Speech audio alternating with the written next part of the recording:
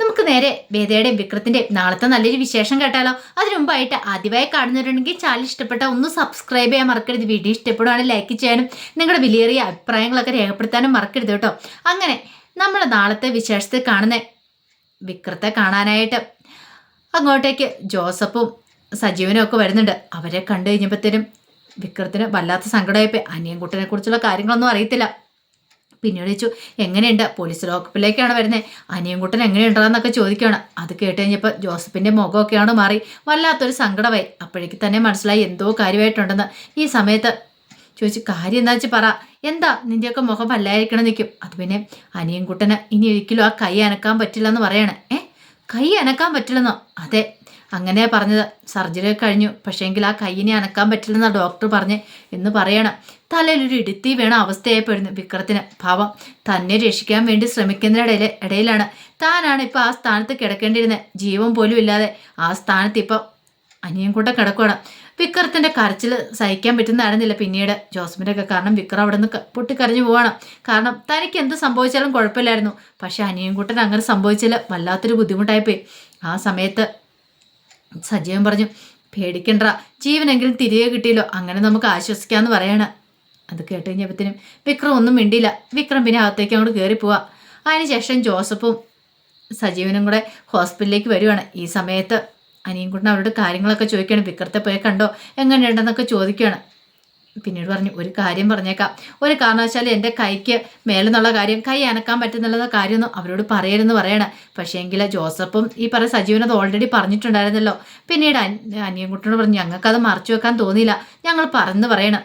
ദേ, അവൻ്റെ സ്വഭാവം അറിയാവുന്നതല്ലേ, അവൻ ഇനിയും വീണ്ടും വെട്ടും കുത്തുമായിട്ട് ഇറങ്ങും. അങ്ങനെ എന്തെങ്കിലും സംഭവിച്ചിട്ടുണ്ടെങ്കിൽ നമുക്ക് നമ്മുടെ വിക്രത്തെ നഷ്ടപ്പെടും. അതുകൊണ്ടാണ് ഞാൻ പറഞ്ഞത്, നിങ്ങളോടത് പറയരുതെന്ന് പറഞ്ഞതെന്ന് പറയണം. ജോസഫ് പറഞ്ഞു, അങ്ങനെ ഇനി എന്തെങ്കിലും ഉണ്ടാവുകയാണെങ്കിൽ അവനായിട്ടുള്ള പണി വിക്രം കൊടുത്തോളൂ. ഇപ്പം തന്നെ അവനൊരു പരിവാക്കി ഇട്ടിരിക്കുമല്ലേ, ഇനി അവൻ എഴുന്നേറ്റ് നടത്തിയിട്ട് വല്ല പ്രയോജനമുണ്ടോ? അവൻ എഴുന്നേറ്റ് നടക്കരുത് എന്നൊക്കെ പറയണം. അവനായിട്ടുള്ള പണി കൊടുത്തു കഴിഞ്ഞെന്ന് പറയാം. അനിയൻകുട്ടൻ പറഞ്ഞു, എന്നേലും വേണ്ടിയിരുന്നില്ല, വിക്രം പാവാടാ, അവനൊരു കുടുംബമുണ്ട്, എന്നെപ്പോലെയല്ല എന്നൊക്കെ പറയുന്നുണ്ട്. ജോസഫിന് സജീവനൊക്കെ അറിയാൻ കാര്യങ്ങളൊക്കെ, പക്ഷെ അനിയൻകുട്ടൻ്റെ അവസ്ഥ കണ്ടിട്ട് അവർക്ക് സഹിക്കാൻ പറ്റുന്നുണ്ടായിരുന്നില്ല. ആ സമയത്ത് വേദിക്ക് നല്ല സങ്കടമായിരുന്നു. എല്ലാവരുടെയും കുറ്റപ്പെടുത്തലുകൾ. ഇത്രയും നാളെന്ന് പറഞ്ഞാൽ അമ്മ തന്നോടൊപ്പം ഉണ്ടായിരുന്നു, പക്ഷെ ഇപ്പം ആ അമ്മ പോലും തന്നെ ഒറ്റപ്പെടുത്തിയിരിക്കുക. അതൊക്കെ ഓർത്ത് കഴിഞ്ഞപ്പോൾ വേദിക്ക് സങ്കടം സഹിക്കാൻ പറ്റിയില്ല. ആരോട് പറയും? തൻ്റെ വേദനകളും വിഷമങ്ങളും മനസ്സിലാക്കാനായിട്ട് ഇവിടെ ആരുമില്ല. അച്ഛൻ തനിക്ക് സപ്പോർട്ട് ചെയ്ത് നിൽക്കുന്നുണ്ട്, അത് താൻ നീതിയുടെ ഭാഗത്ത് നിൽക്കുന്നുണ്ട് എന്നൊരു തോന്നലുള്ളതുകൊണ്ട് മാത്രമാണ്. അച്ഛനൊരു സ്കൂൾ മാഷാണ്, പ്രസിഡന്റ് കയ്യിൽ നിന്ന് മെഡലൊക്കെ വാങ്ങിയ ആളാണ്.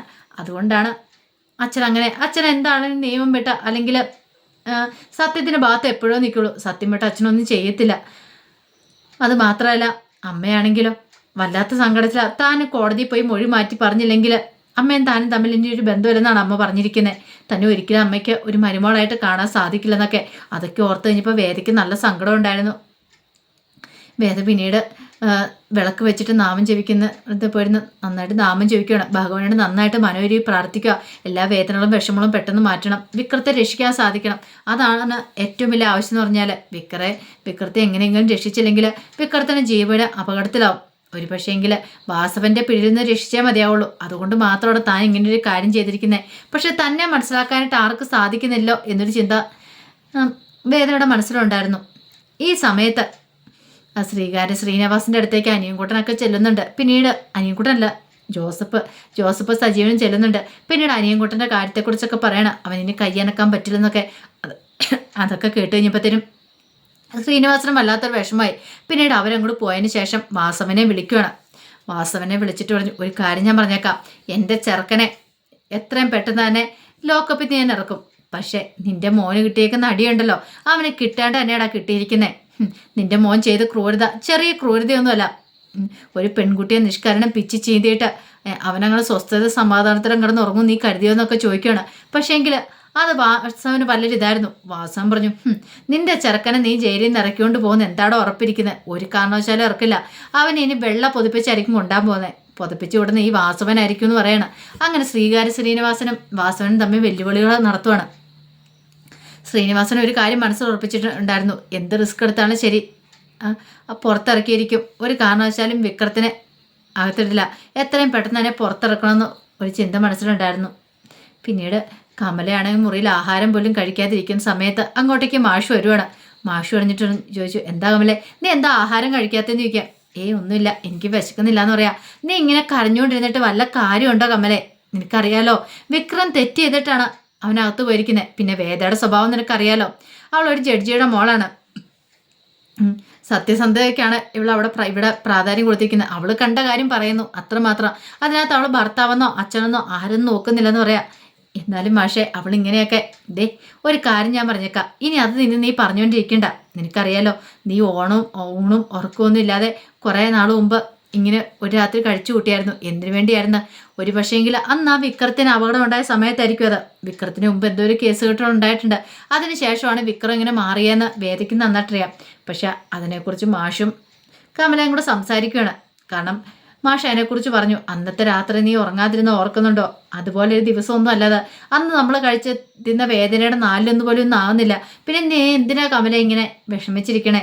അതിൻ്റെ ആവശ്യമുണ്ടോ എന്നൊക്കെ ചോദിച്ചു കമലയെ സമാധാനിപ്പിക്കുന്നുണ്ട്. ഈ സമയം കമല പറഞ്ഞു, അല്ല അത് പിന്നെ മാഷെ ഞാൻ നീ വെറുതെ ഇങ്ങനെ ടെൻഷൻ അടിച്ചിരിക്കാതെ അകത്ത് പോയി എന്തെങ്കിലും എടുത്ത് കഴിക്കാൻ നോക്ക്. പിന്നെ അവൻ്റെ കാര്യം ഇതേ നിയമത്തിന് വിട്ടുകൊടുത്തേക്ക്, അവരെന്താണെന്ന് വെച്ചാൽ ചെയ്യട്ടെ എന്ന് പറയാണ്. പിന്നെ വേറെ ഒരു കാര്യം ചെയ്തിട്ടുണ്ടെങ്കിൽ അതിൻ്റെ പിന്നിലെ വ്യക്തമായ ലക്ഷ്യമില്ലാതെ ചെയ്യത്തില്ലെന്ന് നിനക്കറിയാലോ. പിന്നെ നീ എന്തിനാ ഇങ്ങനെ ടെൻഷൻ അടിക്കണമെന്ന് ചോദിക്കാം. അല്ല അത് പിന്നെ ഞാൻ മാഷെ കൂടുതലൊന്നും എനിക്ക് പറയാനില്ല, ഞാൻ പറയാനുള്ള കാര്യം പറഞ്ഞു. അറിയാലോ,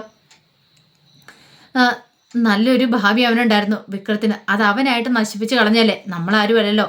കുറേ കാലം മുമ്പ് നമ്മൾ കുറേ കണ്ണീരൊഴുക്കിയതല്ലേ ഇങ്ങനെ രണ്ടുപേരും കൂടെ ഒരുമിച്ചിരുന്ന്. ഇനി അത് വേണ്ട കമലെ, എപ്പോഴും കണ്ണീരൊഴുക്കേണ്ട ശരിയാകത്തില്ല. നീ എഴുന്നേറ്റ് വന്നേന്നൊക്കെ പറഞ്ഞ് കമലയെ നിർബന്ധിക്കുകയാണ്. കമലയാണെങ്കിൽ വല്ലാത്തൊരവസ്ഥയല്ല. പിന്നീട് മാഷ് നിർബന്ധിച്ച് അടുക്കളയിലേക്ക് വിടുക. ആ സമയം ശ്രീജ വന്നിട്ട് പറഞ്ഞു, അമ്മയ്ക്ക് ആഹാരം എടുക്കട്ടെ എന്ന് ചോദിക്കുക. എനിക്ക് വേണ്ടാന്നൊക്കെ പറയാം. കിട്ടിയ അവസരം മുതലാക്കി നന്ദിനി വന്നിട്ട് പറഞ്ഞു, എങ്ങനെ കഴിക്കാനാ എൻ്റെ ശ്രീജടുത്തി? തൊണ്ടേന്ന് താഴേക്ക് ഇറങ്ങണ്ടേ? സ്വന്തം മരുമോള് തന്നെയല്ലേ ഇപ്പോൾ ഇവിടെ കുറ്റക്കാരി.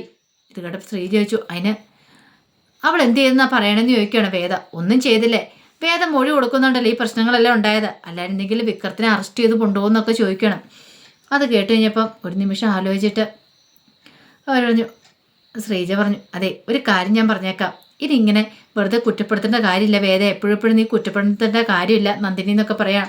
നന്ദിനിക്ക് ഒന്നും ഇഷ്ടപ്പെട്ടില്ല. അല്ലെങ്കിലും എനിക്കറിയാം ശ്രീജയടുത്തേക്ക് ഇപ്പോഴും അവളോട് ആ ഒരു കൂറെന്നുള്ള കാര്യം ഭയങ്കര കൂട്ടായതുകൊണ്ടായിരിക്കും അവളിങ്ങനെ പ്രൊട്ടക്റ്റ് ചെയ്ത് നിർത്തിയിരിക്കുന്നല്ലേ എന്നൊക്കെ ചോദിച്ചുകൊണ്ട് ശ്രീജനെ കുറ്റപ്പെടുത്തുവാണ് നന്ദിനി.